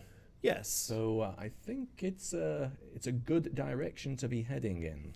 Well, so this is an art sort of poster image that Alex is working on to promote this concept. Dots ahoy. Alex wants to be the new font lord. Yeah. So, I mean, one of my first reactions when I saw this is that, boy, that's a lot of fonts. In fact, I think we can read 1, 2, 3, 4, 5 fonts. And so what came to mind almost immediately was that there were these kind of old school, movie posters from the 60s and 50s. And you know what I'm talking about? I do, because we looked at this. And so, Martin, for the sake of the supposed banter that's going on naturally between us, you're not supposed to admit that we've already done this prior to the live stream. They love all this. Ah, boy. So when I saw what he did, it immediately brought to mind this kind of stuff. The Devil Ship Pirates. All action, all color, thrill upon all thrill. you. Yeah, all you, man. Why not? This has got That's a Christopher Lee in it. That's a weird thing to have on a movie poster. Christopher Lee back before he was Saruman. Amazing. So yeah, I think that this is not the direction I was hoping that we would go. You know, the Pirates of Blood River. No. I had actually specifically asked for Alex to do something modern, kind of mysterious, dark, and so, but he went kind of this direction. And again, there's about 50 different fonts on one poster. So I think he is aiming for your job as Font Lord. Well, maybe he will take over as Lord Fontsbury of Font Manor one day. Yeah, perhaps. Sort of game of fonts. Game of fonts. He's going to sit upon the throne of fonts. Yeah, that's exactly what it is. Yeah. Ice Killer Super Chats to say for their Rutledge tag, they want number 234. Won't know until mine arrives. Yeah, we couldn't give people specific numbers. No. I mean, it wasn't beyond the realms of possibility. It wasn't impossible, you know, in terms of physics. But it would have caused a lot of trouble. We would have been sorting through tags for days, Yes. at least days, maybe a week. So that would not have been fun for us. We appreciate you all not pushing us to hand pick and sort. Never mind the fact that we would have had people fighting over who got what number. We would have had to set up a reservation system online. It would have been a big mess. So yeah. So this again was Alex's first stab at a Dots Ahoy game design skirmish. I appreciate some of the kind of thinking around the naming of it and whatnot. But I am personally looking for something a bit more, like I said, mysterious, a little darker, a little more, I don't know what I mean, this is the problem when you're trying to explain to an art director what it is that you're looking for. You know, I guess I'm hoping for something that's a bit spookier. It's a little bit cleaner, maybe a little bit less fonts. I did this search earlier, and there was actually a couple of posters that popped up that were cleaner, and they were kind of more gothic-y and a little bit more mysterious, and they were more simple, you know. I'll have to go and dig around for those, but you know, the idea here is to announce the event itself, and to have that be sort of like the poster for a contest / underground club, pirate club, something. But you know, I like this kind of like black and white skull and crossbone type of stuff, as opposed to this sort of very colorful. Although he's done this in black and white, I know eventually this will get colored in, and it's gonna be special. It will. Alex. Oh, Okay. well. Yeah. Yeah, we have a new a member. Woo! Another super chat there is a new member. Welcome, Anti-Petrol Head. Well, welcome. Does that mean that he is pro-electric head? Yes. Maybe. He rides around on an electric motorcycle? I would guess that. We ride around on electric motorcycles. Yeah. Just to close this out, if you are interested in being a part of Pirate Jam 2020, that means that you would play a part in the Pirate Jam 2020 Global Battle. I haven't launched this itch page yet. Again, all of this is just penciled in, sort of brainstorming at this point. We still need to get, for instance, Unity on board with this. So don't go running off to Unity and don't go to Kotaku and be like, American McGee's running a jam and down. No. Let's work slowly to this goal. But if you are interested in this, you'd like to show your support and your interest for joining the global battle and coming to Pirate Jam for free. It is the swashbuckling jam adventure. Couldn't say it if it wasn't true. And then go over there and click on this sign up for button, and you can sign up, and that will help me get some indication as to who wants to go, how many people want to go, so forth and so on. So there you go. Sorry, For those of you who are just not interested in Pirate Jam. You can come back now. Yes. We're done. We are going to now do a quick shout out to our longest time and biggest sponsors. Those are our friends over at Freaky Fandoms Podcast. Martin, I'm going to let you do this week's shout out. Okay, big shout out to these guys. They do sort of cool, they talk about movies, games, music, art. But yeah, this week's podcast, now how did they pronounce this? Jimetsko. They are talking with Jimetsko. He's an artist and illustrator, and they'll be talking about his style and influences, which we did look at earlier. Kind of very, would you call it pop art-esque? No, I would have. Would you not? I would say that this is so a lot of it is t-shirt design, and if I were to give this a name, I'd say that all you got to do is go to Los Angeles and walk down Venice Avenue, or go to San Francisco and walk down Haight and the Haight-Ashbury area, walk down Haight Street, and you will find shop upon shop upon shop filled with t-shirts with designs like this emblazoned upon them. And so, to my mind, this is a particular kind of style of art on t-shirts and whatnot and posters that I see a lot of in California, Southern California, San Francisco. Maybe you'd call them people who like to enjoy a certain herb. Maybe. I think that's the guy. Oh no, that's his friend George who met Weird Al. Right. Anyway, so. But anyway, yes, Freaky Fandoms, our super duper sponsor, is going to be talking with Jimetsko on this week's podcast. So they support us. Please pop over, support them. They've got over like 100 podcasts now, haven't they? Talking with tons of people over the years and times. So please head over and support them. They are cool guys. You will find all of the links to Freaky Fandoms in the description below. So yeah, your support of them is an indirect way of supporting us, and they do make really cool content that we like very much, and they always get on very interesting guests. In fact, they make me feel bad that maybe we ought to have more guests on. People are probably getting tired of just listening to the two of us talk. Do you think we could get some guests at our 9 a.m.? We could try.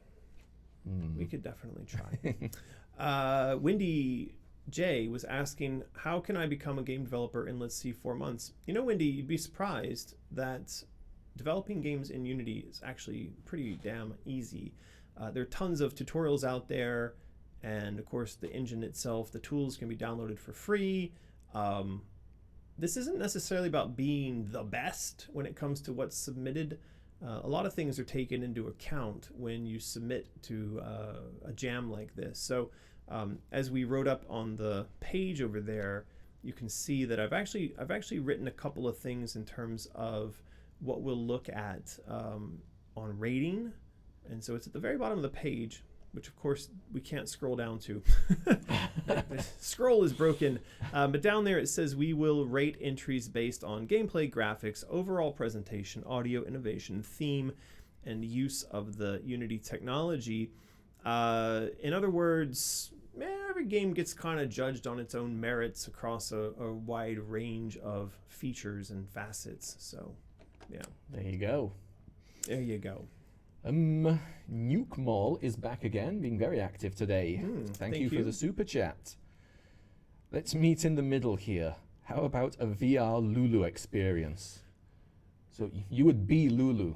And the camera would be quite low to the ground. And you go around biting people on their faces. Biting people's faces, right, and playing with rope and attacking my feet. There's got to be a dog VR experience. There already. must be. There must be. Google it. Going around sniffing the butts of other dogs, I imagine. Dog VR experience. I'm almost certain that this is a thing. But yes, Nuke 'em all. Nuke 'em all. Nuke Mall. No, it's Nuke them all. Nuke 'em all. Right? I think so. Yeah. Nuke 'em all. He can tell us. And look, this dog's free VR experience even has what looks like a Lulu type of dog right there in the thumbnail. But maybe you are not the dog. Maybe he is playing with the dog. why would you call it full VR experience Well, of VR dogs if it wasn't you? I don't know. People name stuff weird stuff. All right. Well, so yeah, this does sort of exist, but yes, Nukamal, I think that is a fine suggestion, and we'd love nothing more than to make all kinds of fun Lulu stuff. So maybe a Lulu VR experience is going to be Maybe that's the thing. in the future. The next big thing. It is contest time. What's it going to be? You ask the question right now. You don't like my questions, and plus, didn't you say they were going to be 4th of July themed? And I don't know anything about the 4th of July, apart from fireworks and Just make that your question. escaping. What do you What's know? your favourite thing about the 4th of July Wow, amazing question. that I don't know? Oh, amazing. Oh, man. You could be Question Lord now if you wanted to give up your font title to I don't. Alex. All right. So yeah, tell me, inform me, educate me about the 4th of July. Let's do that. Let's tell Martin what the best things are about the 4th of July. I'll say what mine is fireworks. I think fireworks are fantastic. I like fireworks. One of the things that I really liked about moving to China early on was the fact that we could go out and buy fireworks so freely. It was a bit of absolute madness how many fireworks you could buy. And so when I first got here, we could go and buy literal carloads full of fireworks. Now, I don't know. I used to have a video of this. Let's see if I can find it. But it was so insane, the amount of fireworks that would go off in the city over the course of Chinese New Year. And they just cut it out. Can't buy fireworks anymore. Yeah, it toned down for a while, but it's now completely dead. It is completely banned, banished, goodbye, cannot have fireworks or play with fireworks anymore.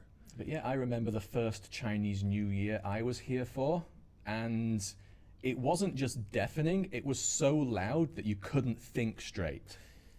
So this is showing, that was my apartment. I lived on the... Great video. It's terrible. Well, it's not actually a video, obviously. It's just us on my balcony. That's Wim, that's Ben, that's and that's Ben. Matt. And we were on my balcony. Now, you've got to keep in mind, this was probably 30 floors up in the air. And this was just, exploding right here. I like that one that shot onto your balcony. Literally right over Wim's head. I think that might have set his hair on fire. So this, though, you have to understand, this wasn't just my balcony. This was everyone's balcony all the time for Chinese New Year until they outlawed this. Yeah, but not anymore unless you're sort of out west or in a smaller city or something. Yeah, exactly. But yeah, everyone's saying fireworks is their favorite thing. Barbecue. Pretty much. Some people are saying barbecue. That would be my second favorite thing, would be barbecue. Sleep. Spam. Spam. Spam does come with 4th of July. All right, we are going to roll it, and it is Lady Lovecraft with an L. And so congratulations to Lady Lovecraft for winning the contest. Nightbot has smiled upon you. You are going to win a giant art print of The Others. And all you've got to do is send an email to mysterious@americanmcgee.com. Include your name, your mailing address, the fact that you've won this giant art print, your phone number, and do all that within 24 hours. And do it all in a format that doesn't cause angst, anger, rage. Some people still do it all on one line. I know. It's not nice. It's not nice. Just think, like, if you had to copy and paste this stuff into something, how would you like it presented? No. How would we like it presented? All right.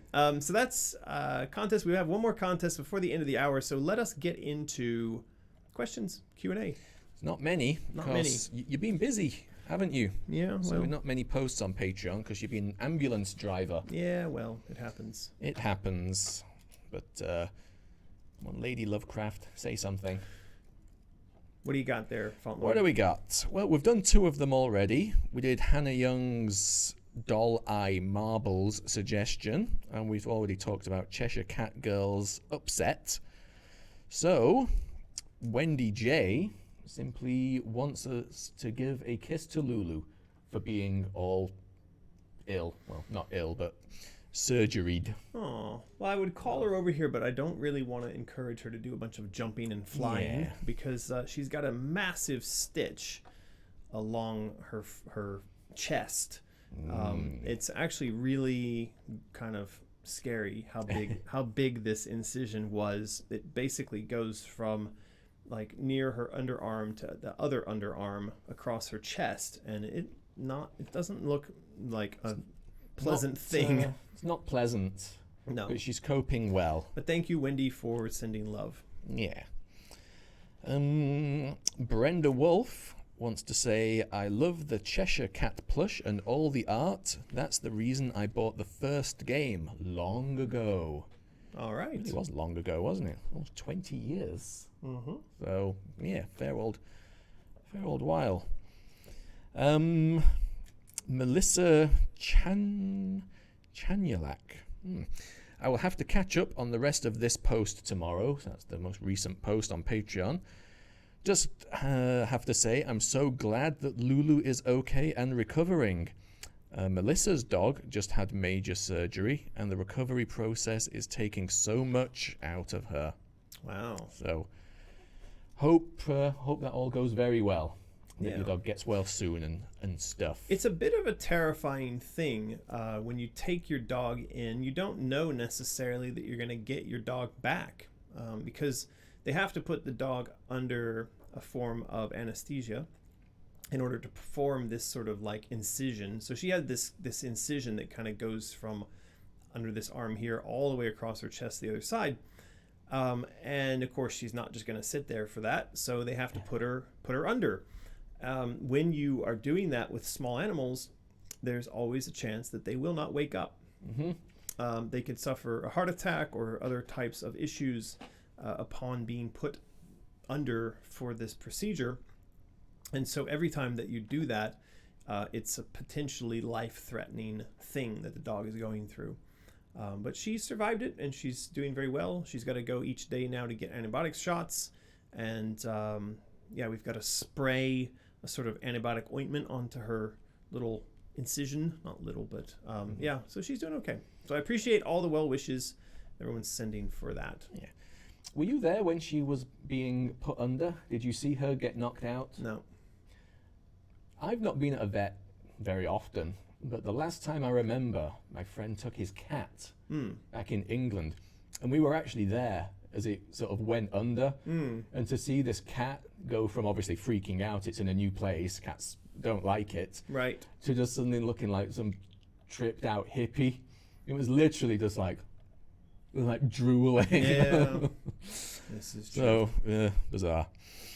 Anyway, Kizu messaged on Patreon, I'm not sure that we can reach 4,500 goal in July, but I'll try to agitate to subscribe my friends who are interested in this. Yes, go agitate your friends. Agitate them. Throw rocks at your friends until they sign up.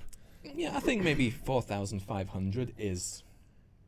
The highest we've ever been in the past was 3,800 or something, or 4,000.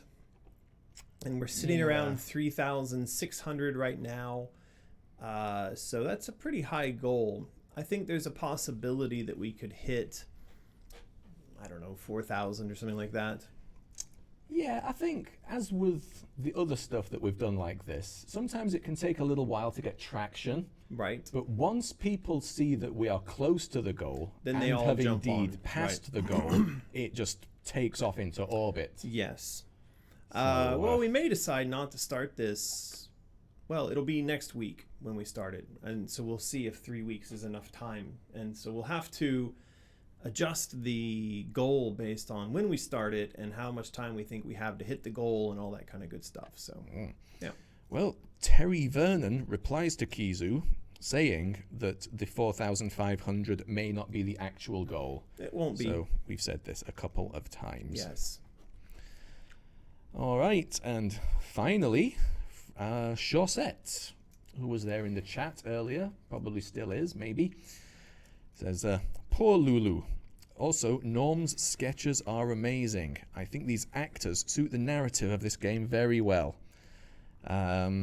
Basically goes on to say, loves the swan boats and the circus posters are great. How about having mini games for collecting the different circus posters, like scattering them around and the player has to collect them? I do like a good collection quest. So the idea is that this circus poster in the game, there would be multiple of this poster, and then you've got to go and collect them all. Either multiple of that poster or multiple circus posters. Either way, it would be one of the collectibles within this zone. Could be, yeah. I mean, I do like collectibles. Right. Except for Odin's ravens in God of War. That can just get bent. Well, I think certainly we can do some variations on this. And what if the collectible was more like you have the posters, but you have to find the places to put them up? So you don't see them until you plastered them to the wall, but your goal is to actually go out and find the place to plaster them. Okay. I don't know. It's a thought. A reverse collection. It's a distribution, I think is what that's called. Is a it? distribution mechanism. Yeah. Could do. Could very well do. Well, we'll see. Yep. Bats and Tombstones agrees. All right. Yep. Yeah, that was it really. Yeah, not many comments when I was copying these last night. So maybe we could have a look, see if there's any more that popped up while we were sleeping. There are not really, Font Lords. We've run out of art to review, and we've run out of comments to read. Oh no. Yeah. What are we going to do? I think we can start to wrap things up. We'll give away a last and final art print. Yeah, I mean, you've already gone through all the comments that you can see here. There's quite a lot of comments, but I don't know that they were written in such a way as that all of them want to be read out loud. We've done the suggestions. And when you are a patron and you do want these things read on the live streams, it helps if you put in there that it's a suggestion, as Hannah has done here. So yeah. Yes, there was a time where I wouldn't copy anything unless it was written down as big capitalized suggestion. But that kind of fell out of favor. People stopped doing it. So, Right. Yeah, I just kind of collect a selection now. Yeah. It'd be great if they went back to doing it. So Adam Latta sends along Canadian $2 and says, did you know that Google takes 30% of Super Chat money? We did know that, Adam. We did. Fortunately, we don't really survive off of Super Chats. In fact, most of the Super Chat money that we do take in, while we joke about buying, we used to joke about buying margaritas and stuff, and now we joke about buying Lulu treats. In fact, what we do with the Super Chat money is we just put that back into the shipping to send out the prizes that we send to everybody during the live streams, because like sending that poster to will cost $10, maybe $15, depending on where it's going, plus the print, plus the tube, depending on what we're giving away.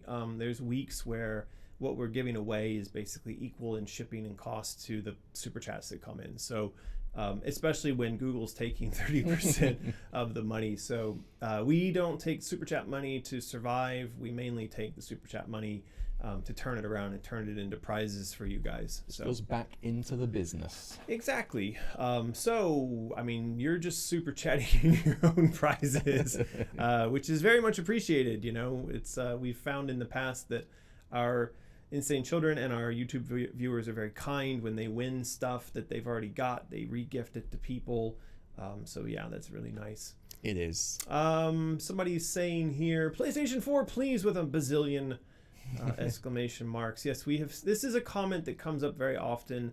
I have said many times I'm going to do everything I can to make it so that Alice 1, Alice 2, and the new game are all bundled together, and that you'll be able to play them all on the modern platforms that they're on.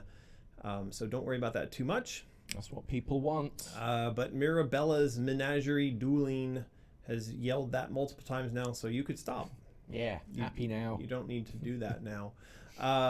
There was another comment I saw here that I was going to address. Okay. Oh, are you going to make action figures for Alice Asylum? Yes, we are.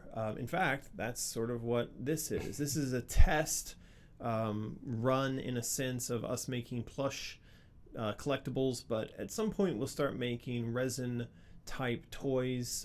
Those are going to be more directly based right off the characters inside the game.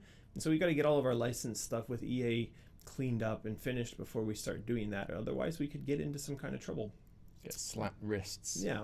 But yes, we are going to be making action figures for the game. Yeah. Oh.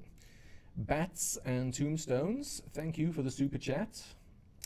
Just wanted to say, glad Lulu is okay, and I'm loving all the art. I've got 4 prints that will be framed and hung up in my living room very soon. Ah, fantastic. They do look good in frames. Yeah, we ought to frame. When I've been kind of looking through Instagram and stuff, like cosplayers and whatnot, and I do come across people who've got our prints Very occasionally. nice. Yeah, they put them in like really great frames and hang them up on the wall, and they just look so much better. We ought to frame some up. Should do. Maybe we should frame them for when we put them into the shop. Could be. Maybe. But thank you, Bats and Tombstones, for the super chat and Thank you. for the Lulu love, and also for your art print support. Alrighty. So I think we've gone through all the comments. We've gone through all of the art. We've talked about Pirate Jam, and we've talked about. Do you want to talk about your cosplay project? Oh, we could. All right, cosplay time. Cosplay book time. This is a hopefully upcoming project that we're doing. Still looking into it, where we want to showcase some of those awesome Alice cosplayers from around the world. Going to put it into a nice big thick coffee table style book, and we're probably going to be doing it as a Kickstarter. So yeah, right now we're just collecting people's interest, looking in Excel sheets, wangling all the maths, however you want to say it, to see if it's viable. So yeah, this is something that should be hopefully coming up very soon, but head on over to the official Facebook page if you want to see more details, which you can search for with @AliceCosplayOfficial, I believe. If you scroll up just to double check that. There it is, yeah, @AliceCosplayOfficial. Like and follow the page. There is, if you look at the latest post on there, there is a bit.ly link. Is it that one? Yeah. If we're kind of putting the feelers out to see just how many people are genuinely interested in buying this book when the Kickstarter launches. So yeah, if that sounds like something that interests you, and we really would like to get that data, head on over to that post and that link. Let us know, please, because yeah, that would be great. So yeah, head on over, like, follow, do the things. It's Alright. very much appreciated. Alrighty, we've got one more from Mirabella's Menagerie Dueling. She sends $2, but she didn't ask a question. But she did ask the question previously about doing the bundle stuff for the updated platform. So yes, we are going to try to make that happen. Cannot promise that. Same goes for remastering, all that kind of stuff. We'd like to do it. We're going to push to do it, but we cannot promise just yet. So we're gonna try to make it work. All we can say about that. Right, so we have come to the end of today's live stream. We do these on a weekly basis. We do art review. We take your questions if you are patrons and if you dump stuff into the super chat there. We are working towards a new Alice game, Alice Asylum, aka Alice 3. And so if you'd like to support our efforts towards getting Asylum made, there is a page of all the things that you can do towards that goal, and that is over at AmericanMcGee.com. There's actually also a link at the top of AmericanMcGee.com's the menu here that will take you to the Alice Asylum wiki. So if you're curious to see the work that we're doing, that's all being captured here inside of this wiki that breaks down all the community involvement. It breaks down the story, the characters, the gameplay, the levels, all of that, everything you could ever imagine about what we're going to put into this new game. So back to what you can do to support that. First thing you can do is sign up for the mailing list. there is a place right here. You can dump your email address, your first name, your last name, and hit subscribe. That'll sign you up to the mailing list. Please don't put your dead grandma or other not real people in there, because we can really only use actual living, breathing Alice fans if that list is going to be of any worth to us. You can also follow me on social media. Of course, not today, because today all kinds of social media was broken. Facebook, Instagram, WhatsApp, all were down. I think Twitter even fell on its face a little bit there. Oh no. But once those things are back up and running and healthy, you can go and click on these icons and follow me across all those different platforms. Do be sure to click like and subscribe and hit the bell and all the other stuff you have to do to make all that count. We do have a Patreon set up. Links for that are in the description below. You can go there to get access to all kinds of cool art prints and also these one-off rewards that we do. Right now, the one-off reward is the Cheshire Kitten, which we were showing off earlier. You would get early access to that, and you'll get the lowest price on that if you grab it via Patreon. Last but not least, there is an online shop called Mysterious. There you can buy things like the Vorpal umbrella or autographed art prints, or even this handy dandy blood-soaked Alice dress-esque shirt, because why not? Why not? There's also things like wallets and coin purses, and who knows, I think you can even buy Greg's junk there. You can buy Greg's junk. And all those proceeds do go to help support our efforts in general, not just on Alice, but also in life. So do consider doing some of those things. Do the things, as we like to say. We do. You have anything else that we need to add? We do need to give away one more poster, right? I guess. All right. So we're going to have you spam the chat with... What's it going to be? Other than the 4th of July, what's your favorite holiday? Shouldn't it have been 4th of July themed? I mean, you had 4th of July was in the question. In the question, but that sort of doesn't count. It could have been, what's your favorite 4th of July food? Or what? I already said, what's your favorite thing about the 4th of July? Yes. I do want to say, while we're waiting for this, and you can spam up the chat with your favorite not 4th of July holiday, we did pretty good on the VPN today.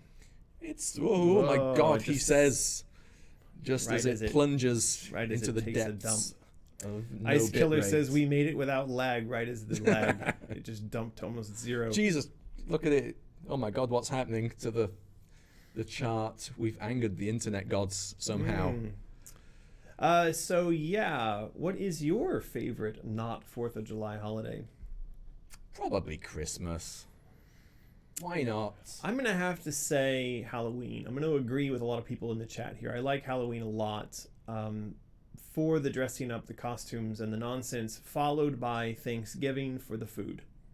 All right. And also for being thankful that we got the hell away from the British, which is also the point of 4th of July. We have a lot of You're that. so thankful you needed 2 holidays to celebrate escaping It us. was really horrible being with you guys, you know? But yeah, it looks like Halloween is winning. Somebody said Earth Day. Come on. Come on, Arcadia. You don't really think Earth Day is your favorite holiday. Maybe they do. What do you do on Earth Day? Hug the earth? Kiss a tree? Maybe. Eat dirt? Get bent? Get bent? I don't know. I don't know about that, Arcadia. I think you're just saying that. But I like how she qualifies it with Earth Day and Halloween. Right. She really likes Halloween. She just wanted to throw Earth Day in there. Everyone likes Halloween, apparently. Yes, well, Halloween is the best. My birthday. That's all right. Chinese New Year? Yeah, well, that's a good one. I like Chinese New Year. All right. Oscar Myers Halloweeners. No, John, that's not a holiday. All right, I think we've got enough people who've spammed the chat. Let's go ahead and give it a roll. It's gonna be somebody who's won before. Ready?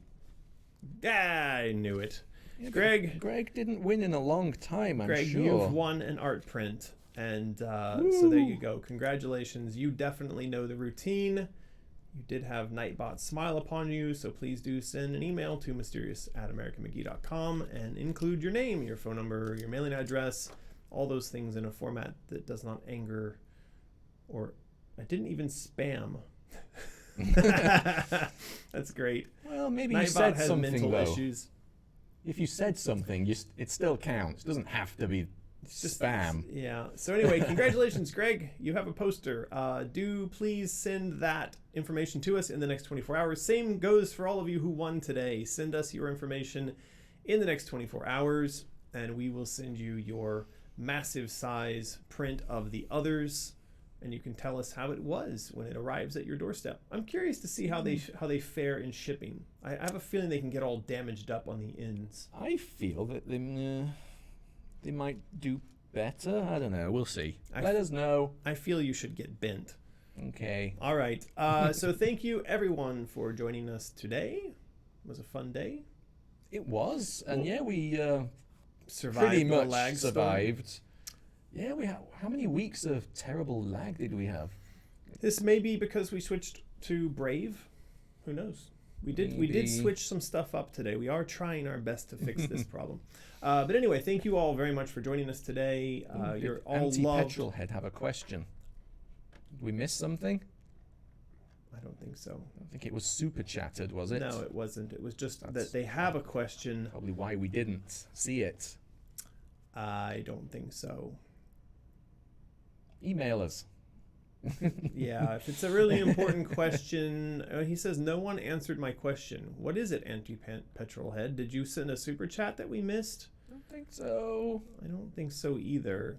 Go for it, anti-petrol head, even though we think you didn't necessarily send a super They are chat. a new member, so that's good. Everyone's saying goodbye. Lag wasn't bad. Oh my god. All right. Everyone's All right. trying to leave. Anti-petrol... Anti-pants, what? Anti-pants head. Anti-pants head. Ah, boy. Email us if it was important. Yeah, if it we'll was get super back to you. important, send it to mysterious@americanmcgee.com and we will get back to you. So that's it for today. You're all loved very much. Thank you so much for joining us. We will be back again next week with more artwork, with updates to various bits of the projects that we're working on, and maybe even some Lulu. Ooh. Speaking of, we've got to take her to the vet to get her antibiotics shots. So All right. we're off to do that. Farewell. Goodbye. Bye.